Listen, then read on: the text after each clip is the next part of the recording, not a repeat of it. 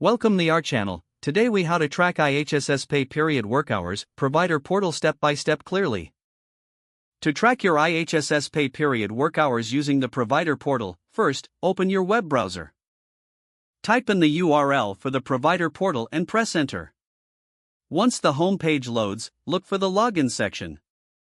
Enter your username in the designated field. Next, enter your password in the password field. Click on the login button to access your account. After logging in, locate the dashboard area of the portal. Find the section labeled work hours or pay periods. Click on that section to view your work hours. You will see a list of your pay periods. Select the pay period you wish to review. Once selected, the details will appear on the screen. Here, you can see the total hours worked during that pay period. If available, check for any discrepancies in your recorded hours.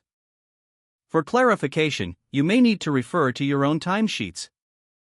If you need to adjust anything, look for the Edit option. After making any changes, ensure to save your updates. When finished, log out of the provider portal for security. Keep your login credentials secure for future access. If the page does not load, refresh the browser or try again in a private or incognito window. Make sure you are using the correct email address, then retype it carefully to avoid small typos. If your password is not accepted, use the reset option and create a new strong password you can remember. Check your spam folder for verification or security emails, then complete any requested confirmation steps. Enable two-factor authentication if available to improve account security and reduce unauthorized access risk. After signing in, review your profile details so your contact information and settings are accurate and current.